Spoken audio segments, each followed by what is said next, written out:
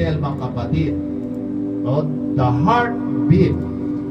So, title pa lang, mensahe na, mga kapatid. No? So, mga kapatid, kumusta yung tibok ng ating puso? Sabi nga, the heartbeat. Kumusta po yung tibok ng ating puso ngayon, mga kapatid? No? Ito ba ay nararamdaman natin na mabagal?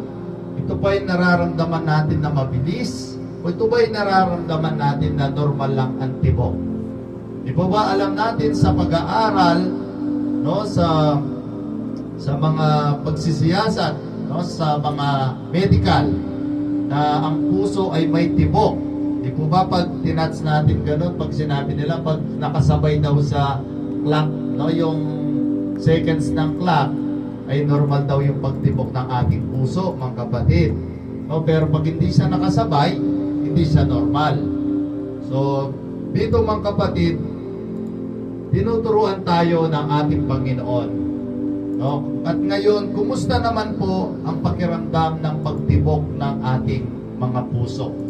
Kanina, kumusta ang tibok ng ating puso? Ito ba ay mabilis, mabagal? Ngayon naman, kumusta ang pakiramdam, no, ng tibok ng ating mga puso, mga kapatid, sa araw nito? Ito po ba ay puno ng kapayapaan? Ito po ba ay puno ng kagalakan? O ito po ba ay puno ng pag-ibig, mga kapatid? So, ang dami na pong katanungan sa ating mga kapatid na kumusta ang tibok ng ating puso at kumusta ang pakiramdam ng tibok ng ating puso ngayon. Alam naman natin na kanya-kanyang tibok ang ating mga puso. Amen po ba? So, kung titignan din po natin, kanino siya tumitibok? O, kanino ba tumitibok ang ating puso? At sino ba ang nagpapatibok nito? Pangatlong katanungan, kanino ba tumitibok ang ating mga puso at kung sino ba ang nagpapatibok nito? Ang nagpapatibok po ba o pinapatibok natin ay kay Cupido o kay Cupida o sa iba, mga kapatid? So yan po yung iniiwan ng katanungan ng ating Panginoon sa atin sa araw nito. So mga kapatid, sa araw nito ay gusto tayong turuan ng ating Panginoon na muling sariwain ang kanyang salita na nabasa natin sa Kawikaan chapter 4 verse 23, na ang puso ay dapat nating ingatan, dapat nating alagaan, sapagkat yan ay ang buhay nating tinataglay. Dapat nating ingatan at alagaan kasi daw yan ang buhay. No? Kung ano man yung ating mga ginagawa, yan ang nilalaman nito at dito nanggagaling, mga kapatid. Amen po ba? Amen. So ngayon, mga kapatid, kung titignan po natin sa ating pag-aaral sa Biblia, tayong mga anak ng Diyos, tayong mga tinatawag at tinawag na ng Diyos, ay ang Panginoong Diyos ay may pangako sa Ezekiel 36:26 na bibigyan niya tayo ng bagong puso, bagong espiritu. Papalitan niya yung puso nating masuwain. Papalitan niya ng pusong masunurin. So napakalinaw yan, mga kapatid, at sinabi dun sa awit 51 verse 10, make a clean heart, make a pure heart. Di po ba may kanta dyan? Na yung pure heart. No, makikita po natin dyan na napakalinaw ng sinasalita ng ating Panginoon. At ganoon din sa Matthew 6:21. Sabi niya, for where your treasure, there your heart. Kung saan yung iyong kayamanan, doon ang iyong puso. So mga kapatid, kanina ang daming mga katanungan, yung tatlo na narinig natin, at ngayon din na nagpapatunay sa verse.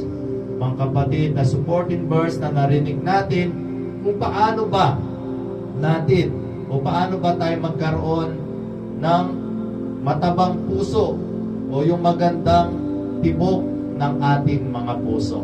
So yung kanina, mga kapatid, pinag-usapan natin is physical, literal. Iba-iba yung mga tibok ng ating mga puso. Pero dahil sa pag-aaral ng salita ng ating Panginoon, ay spiritual heart ang pinag-uusapan po natin dito, mga kapatid. Amen?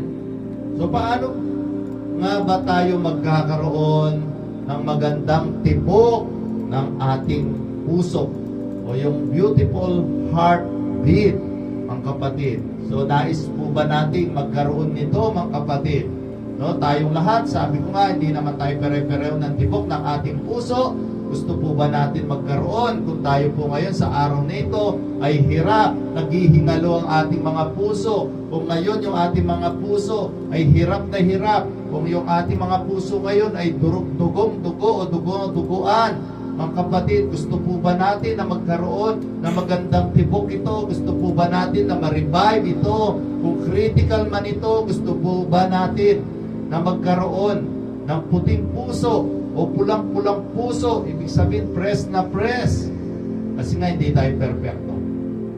Kahit sinabi na ng Panginoon na bibigyan niya tayo ng bagong puso, pero kung di naman po natin ito na i-apply sa ating buhay, hindi po natin siya pinatitibok, hindi po natin siya pinapapam, no? In the right path, sabi nga, hindi po natin mararanasan ang mga salita ng ating Panginoon na promises niya. Na humingi na tayo ng bagong puso, nagpalinis na tayo ng bagong puso. Hindi po natin mararanasan yan kung hindi po natin i-apply yan sa ating buhay. So ngayon, mga kapatid, sabi nga sa ating title, The Heartbeat. O pinag-uusapan po natin puso, heart. So ngayon po bibigyan natin meaning ang heart, ang acronym na heart, para po maturuan tayo o madagdagan yung ating level up o yung ating pananampalataya ay tumaas upang magkaroon tayo ng magandang tibok ng ating mga puso. Handa na po ba tayo, mga kapatid? Amen. Amen.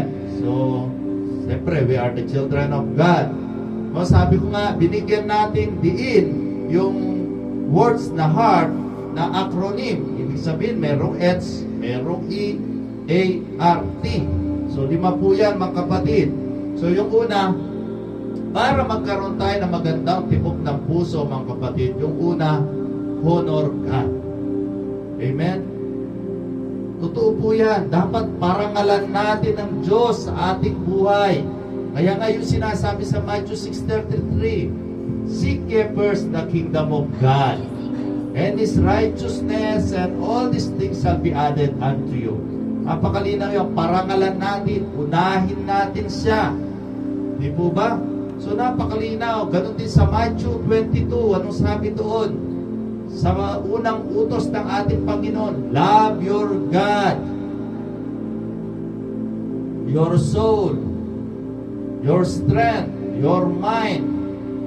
Ibig sabihin, unahin po, parangalan po natin. Sa Kanya po tayo pumokus, sa Kanya lang po tayo manatili, mga kapatid. No? Kaya ganun din sa Deuteronomy, yung mababasa natin yung unang utos. Love your God, honor your God. No, huwag kayong magkaroon ng Diyos maliban sa akin. So gusto niya, inuuna natin siya. Siya pinapriority natin siya.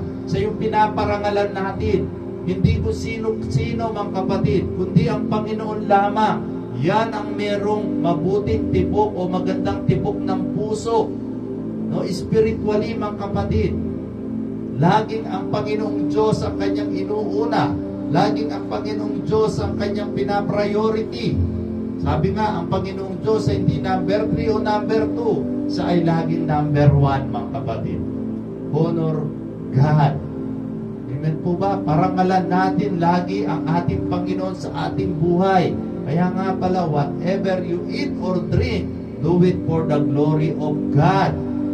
Ano man ang ating ginagawa, gawin natin ito para ikapupuri sa ating Panginoon, Diyos na buhay. So, para magkaroon tayo ng magandang tibok ng puso, unahin natin parangalin ang ating Diyos dahil pararangalan niya tayo. Di po ba? Pag pinaparangalan natin ng Diyos, mga kapatid, ano pang mapupunta sa atin? Blessing. Dahil inuuna natin ang ating Panginoong Diyos sa ating buhay. Kaya dapat lagi natin siyang parangalan sa ating buhay, mga kapatid. Yan ang tunay na tibok ng magandang puso, mga kapatid, sa ating buhay. Yung inuuna ang ating Panginoon, hindi inuuna ang iba o inuuna ang sarili, kundi ang Panginoong Diyos lamang na makapangyarihan sa lahat. Amen? Amen. So yung pangalawa, sa letter E ng heart, examine your life. Kailangan suriin natin ang ating buhay. May kanya-kanya tayong buhay. May kanya-kanya tayong aspeto. May kanya-kanya tayong mga plano. May kanya-kanya tayong mga desisyon, mga kapatid. Pero, ang tanong, kailangan muna nating suriin ang ating buhay. Kung tayo talaga ay may magandang tibok sa ating puso, ay lagi po nating ine-examine ang ating buhay. Lagi po natin tinitignan kung yan ba ay maayos, kung yan ba ay nasa tamang lugar, o kung yan ba ay nasa alignment yung ating buhay. Yan ang may magandang tibok ng ating puso, kasi napakalinaw, ang puso natin ang nagbigay yan ang Diyos sa pamamagitan ng Panginoong Jesucristo. So kailangan na i-apply po natin yan. Hindi lang pala ang buhay natin dito sa mundong ito ay lagi nagpapakasasa, nagpapakasaya, o kung saan yung agos, doon lang tayo sumusunod. Dapat pala tinitignan natin lagi yung ating buhay, binabantayan natin. Hindi lang yun, tinetreasure natin yung buhay. Kasi nga tayo ay binili sa malaking halaga. So Revelation, ngayon ko lang na pinasok ni Lord, in-impart. Na kailangan talagang ini-examine muna natin ang ating mga buhay, mga kapatid, lalong-lalo na tayong mga tumanggap sa ating Panginoong Jesucristo. Dahil tayo ay hindi na basta-basta. We are children of God. Binili niya tayo sa malaking halaga. Ano ba, pastor, yung malaking halagang yun? Di po ba yung ginawa ng Panginoong Jesucristo? Ang malaking halaga ay ang Panginoong Jesucristo na walang makakabili, walang makakapantay, walang makakasukat na halaga sa Panginoong Jesucristo. Kaya dapat lagi nating sinusuri ang ating mga buhay simula nung tumanggap tayo sa ating Panginoong Jesucristo. Kung di ka pa tumanggap, kailangan mong suriin. Kung naririnig natin ngayon, mga kapatid, kahit di ka pa tumanggap, suriin na natin ang ating buhay para mahikayat tayong tumanggap, mga kapatid. So tayong tumanggap na, kailangan natin sinusuri ang ating buhay dahil tayo hindi perpekto sa mundong ito. Hanggat nandito tayo, hindi tayo perpekto. Alam natin na nagkakamali tayo. Alam natin na nag-e-error tayo sa ating mga desisyon. Kaya dapat sinusuri natin yan. Ine-examine natin ang ating buhay. Ang buhay ko bang ito, Diyos? Ang buhay ko bang ito, Panginoon, ay para na sa iyo? Ito ba ang tamang landas? Ito ba ang tamang daan na papunta sa inyo? Dapat po tinitingnan po natin yan, mga kapatid. Amen? Amen. Examine your life. Kailangan, hindi lang tayo nag-e-exam sa pag-aaral, kundi pati yung sa buong buhay natin. Ano man yung aspeto ng ating buhay, kailangan natin i-examine. Kailangan natin i-collaborate.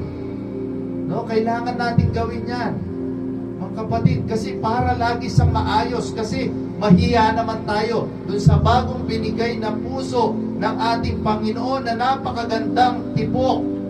Diba nung tayong, yung sabi nga, sana laging yung pag-ibig mo ay hindi manlamig. Dapat yung pag-ibig mo, sabi sa Revelation, ay laging una. Hinahanap ng Diyos yung unang pag-ibig natin sa Kanya. Alam nyo yun yung time na talagang wala kang ibang gustong lapitan kundi ang Panginoon.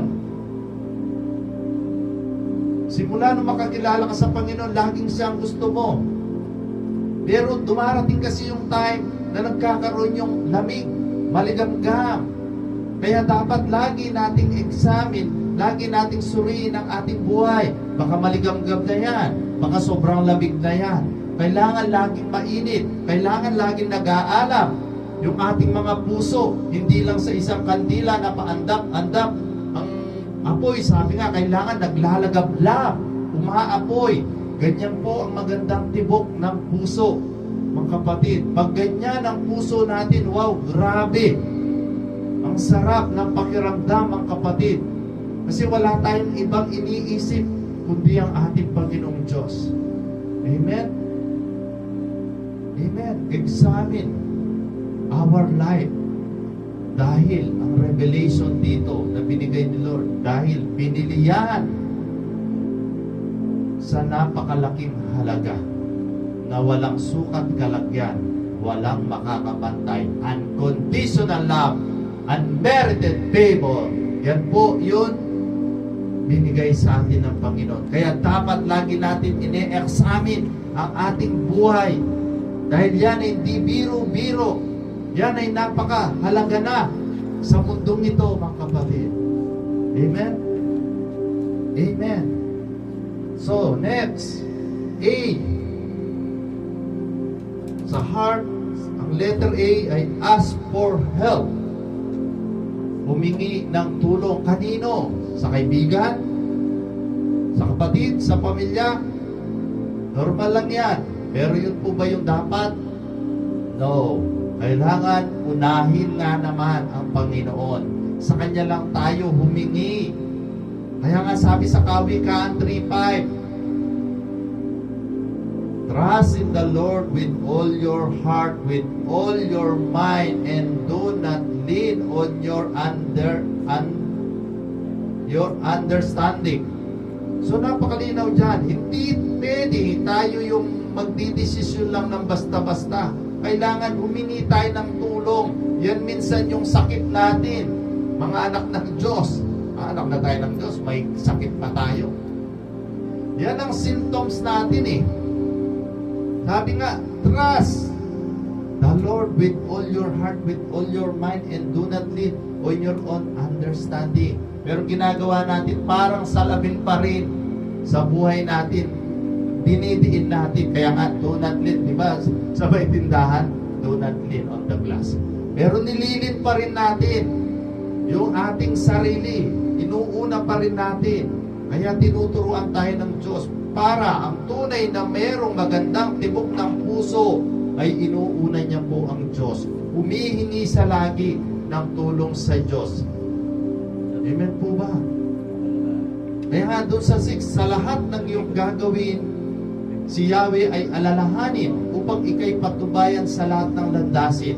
So, pag hindi ka humingi ng tulong, hindi ka nag-ask for help sa ating Panginoon, hindi po natin alam ano yung kahidatnan ng lahat ng ating ginagawa, ng lahat ng ating mga desisyon, ng lahat ng ating mga plano. Kailangan lagi tayong humihingi sa Kanya. Kaya lang minsan talaga sobrang titigas ng ating mga ulo. Sabi ng Panginoon, anak, halika na, hindi mo na kaya yan. Sasabihin natin, kaya ko pa, Lord. Anak, halika na, hindi mo na kaya yan. Kaya ko pa, Lord. Anak, hindi mo na talaga kaya. Tingnan mo ang itsura mo. Tingnan mo ang katayuan mo. Hindi ka na ganyan dati. Hindi ka na tulad dati. Napakalayo mo sa presence ko. Lord, kaya ko pa. Ang kulit mo. Yan ang ugali po natin, mga kapatid. Kaya be gentle reminder ito sa atin, mga kapatid. Totoo yan. Talagang titimo yan sa ating mga puso, mga kapatid. Ganyan po tayo katigas ang ulo. Pero dahil sa biyaya ng Diyos, sabi ng, sige anak, kayanin mo. Pag hindi mo na kaya, nandito lang ako. Wow, grabe. Grabe si Lord. Unmerited favor, mga kapatid. Kaya dapat ask yourself, no? Yung ask for help. Hingi dapat tayo lagi ng tulong sa Kanya. wala namang ibang talagang makakatulong sa atin. Any kind of problem, ang kapatid, walang ibang makakatulong sa atin kundi ang Diyos lamang. Kahit balibalik na rin natin ang mundo, walang ibang makakatulong sa atin kundi ang Diyos lamang. Kaya ask for help to the Lord. Amen? So next, wala tayong oras. R, request for others, o kahilingan para sa iba. So kung talagang meron tayong magandang tibok ng puso, mga kapatid, ay talagang nire-request natin sa ating Panginoon. Lagi nating hinihiling sa Panginoon na, Lord, kaawaan mo sila. Lord, ilapit mo sila sa iyo. Ibig sabihin, meron tayong compassion. Meron tayong compassionate. No? Meron tayong habag sa paligid. Nakikita natin yung paligid natin. Maraming mga kaluluwang naliligaw. Maraming mga nangangailangan. Di po ba kahit gusto nilang lumapit, kung wala naman tutulong sa kanila, wala rin, mga kapatid. Kaya dapat isipin po natin yung ating paligid. Request for others. Kung ikaw anak ka ng Diyos, kung ikaw ay mananampalataya, kung ikaw ay blessed na blessed, request for others. Ibigay mo naman sa iba, i-share mo naman sa iba, mga kapatid. Sabihin mo sa Panginoon, Lord, gawin mo silang ganito. Lord, patawarin mo sila. Lord, i-bless mo sila. Hindi lang po ako, kundi silang lahat. Lord, tawagin mo sila, gamitin mo rin sila, Lord. Hindi lang, as for me and my house, we will serve the Lord. Hindi lang Jerusalem, Judea, Samaria, lahat-lahat, kahabagan mo sila. All over the world. Lalong-lalo na sa mga nangyayari ngayon, mga kapatid, na nababasa natin sa Biblia. Ang prophecy ay nangyayari na ngayon. Kaya tulungan natin ang bawat isa. Sabi nga sa Hebrew 10, 24-25, sikapin, gisingin ang damdamin ng bawat isa sa paggawa ng mabuti. Pagmamahalan, di tulad ng iba na kinaliligtaan ang pagdadalo sa pagtitipon, at nalalaman natin na malapit nang dumating ang ating Panginoon. So, isa sign, mga kapatid, na dapat hilingin natin sa Panginoon. No, kasama lahat. Sa rapture, kasama lahat, mga kapatid. Dapat magkaroon tayo ng magandang tibok ng puso. Kasi pag ganun yung tibok ng puso natin, yung heartbeat, Diyos, yung heartbeat natin, mga kapatid, yun ay galing sa Diyos. Di po ba ang Diyos? Kahit sa libutan niya, minahal niya. Kahit gawa yan ng kalaban, minamahal pa ng Diyos. Kahit masama yan, minamahal pa rin ng Diyos. Tayo lang yung nagtatakwil sa lahat-lahat, mga kapatid. Pero sa Diyos, sa libutan niya, minahal niya. John 3:16. Kahit sa kagandahan ng loob, sa sangkatauhan, sa pagmamahal ng Diyos, ibinigay niya kaisa-isang anak. Napakaganda, mga kapatid. Request for others. Matulad tayo ni Jesus Christ, kung paano siya nakapako sa krus. Hindi niya sinabi na, ganito ang ginawa nila, hayaan mo na lang sila. Ay sinabi niya, Ama, patawarin mo sila. Look, hindi nila alam ang kanilang ginagawa. Yan. Kaya request for others. Tulungan natin sila. Hindi nila alam ang kanilang ginagawa. Tayo alam na natin ang ating mga ginagawa, mga kapatid. Dahil tayo ay mga anak na ng Diyos. Yung iba, kawawa. Kung mag-rapture ngayon, kawawa. Sabi nga, pag nag-rapture, magngingit-ngitan ng mga ngipin na maiiwan. Hindi nila alam ang gagawin nila. Sinong may gusto niyan, mga kapatid? Request for others. Yung God's mercy for us. Wow, grabe. Mga revelation, mga kapatid. So next, last na lang pala. T. Thank God. Diba sabi sa Philippians, lagi kayong magpasalamat Lagi kayong manalangin. No? Hilingin ang pasasalamat. Hilingin ang pananalangin na may pasasalamat. Di po ba? Lagi tayong magpasalamat. At sabi dito sa awit, chapter 9, verse 1, pupurihin kita, Yahweh, ng buong puso ko. Mga kahanga-hangang ginawa mo'y ipapahayag ko. Wow, praise God. Para magkaroon tayo ng magandang tibok ng ating puso, no, kailangan purihin, pasalamatan ng ating Diyos. Diba?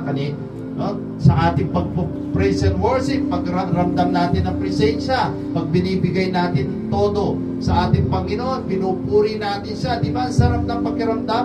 Kahit maiyak-iyak ka na, kahit mag-isa ka pa, sa loob ng 4 na sulok na yan, pag pinuri mo ang ating Panginoon, wow, grabe ang pakiramdam natin. Lubos tayo magpapasalamat sa ating Panginoong Diyos. At pagkatapos nun, sa sobra nating pasasalamat, magte-testimony tayo. Pag pinupuri, pinapasalamatan natin ang ating Panginoon, sigurado tatayo tayo. Sigurado gagamitin tayo ng Panginoon. Diba? Experience yan. Yung mga mahilig sa devotion. Pag naranasan nila ang pagpapala ng Diyos, no, ano man ang sitwasyon, good or bad, pero pinasalamatan nila yan, sigurado tatayo sila. Sigurado mabubuksan ang kanilang mga bibig. Kaya dapat, good or bad, pinapasalamatan talaga natin ang Diyos. Kasi hindi niya hayaan yan. Sabi ka sa 1 Corinthians 10:13, wala pang pagsubok. Tingnan nyo, pagsubok yan. Hindi rin problema. Yan lagi natin tatandaan. We are children of God. Huwag natin sasabihin problema. Hindi problema yan. Pagsubok yan. Para tumatak yung ating pananampalataya. Amen? Amen. Totoo yan. Huwag natin sabihin problema. Problema. Hayaan mo mamblema ang problema. Ang sarili niyang problema. Trial. Trial o pagsubok ang iano po natin. Amen? Totoo yan. Kasi yung mga pagsubok na yan, yan ang pinapasalamatan talaga natin. Kaya nga sabi ni Pablo, magpasalamat kayo pag dumadanas kayo ng pagsubok. Makibahagi kayo sa kapighatian na dinanas ng Panginoong Jesucristo. Kasi habang ako'y humihina, ako'y lumalakas. Naunawaan po ba natin yan? Spiritual na yan, mga kapatid. Kaya thanks God.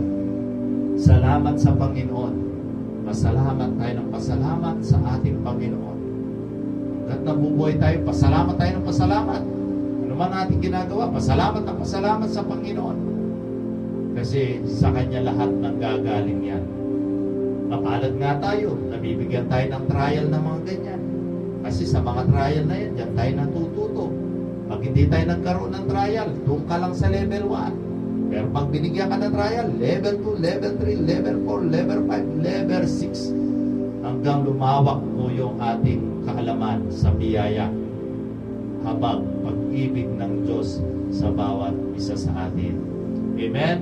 Kaya bilang encouragement sa ating lahat, mga kapatid, nais po natin magkaroon ng mga maganda o mabuting tibok ng ating puso. Gawin po natin yan. Honor God, examine ourselves o examine yourself. No? Ask for help to God. No? Request for others and thanks God, mga kapatid. Amen? Kaya iniiwan ko po sa inyo ang basbas ng bagong puso sa araw nito. Ang bagong tibok ng ating mga puso dahil alam po natin na restore yan. Habang naririnig natin ang salita na restore yan, na kumpunihan ng ating Panginoon. Amen? Kaya salamat po. Tayo po ay tumayo, mga kapatid. Hallelujah at manalangin. O Ama naming Diyos na makapangyarihan sa lahat. Salamat po, Ama, sapagkat tinuturuan mo po kami lagi. Tunay nga ang iyong pangako ay buhay. Nasabi mo, hindi mo kami iiwan. Hindi mo kami pababayaan. Lord, Ito po yung aming nararanasan ngayon. Nararanasan tuwing naririnig namin ng iyong makapangyarihang salita. Salamat, Ama, sa araw nito, sa iyong salita. Nakala namin, Lord, normal na ang tibok ng aming mga puso.